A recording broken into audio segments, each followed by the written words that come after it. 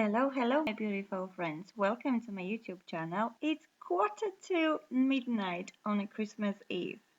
My boys are in bed, my partner having a shower, and I thought I will just quickly jump in and edit the video to add a voice to this tutorial. This tutorial is a Christmas inspiration for you. It will be a mixed media project, and I hope you will take it away and maybe create something similar. So I have this star freestanding wood panel.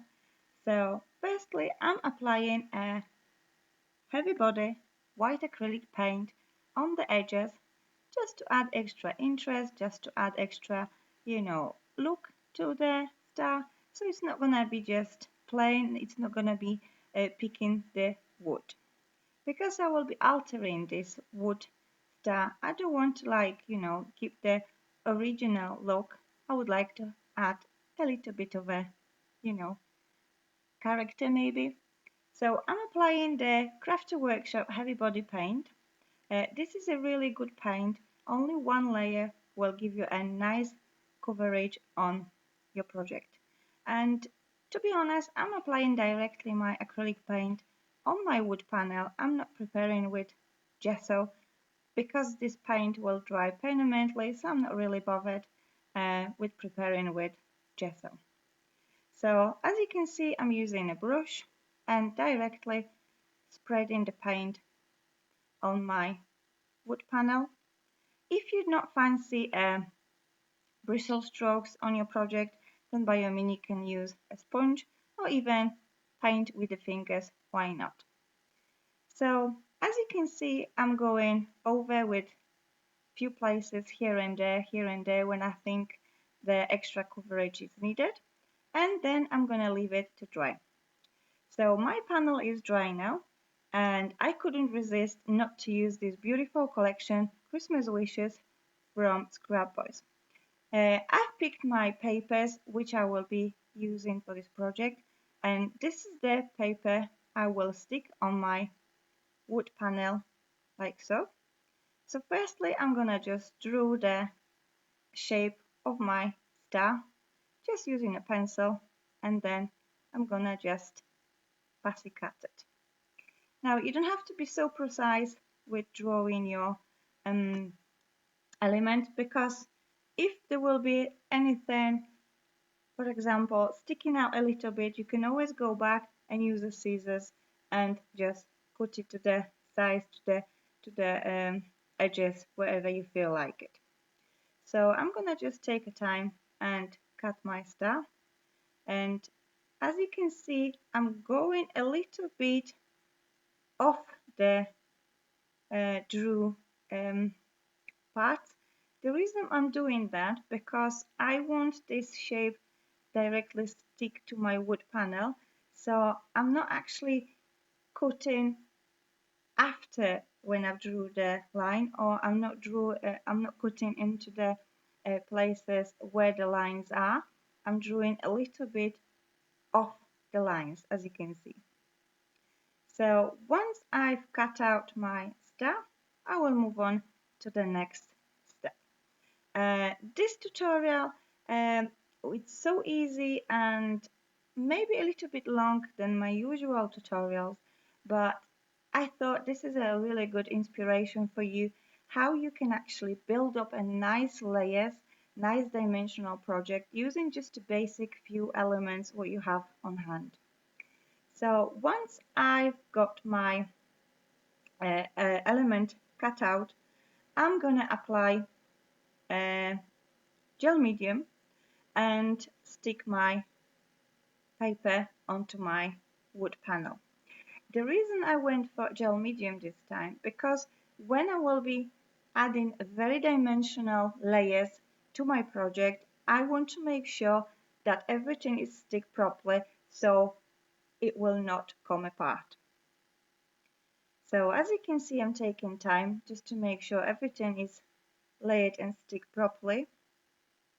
And to adhere my paper to the wood panel, I'm using Crafter Workshop Gel Medium.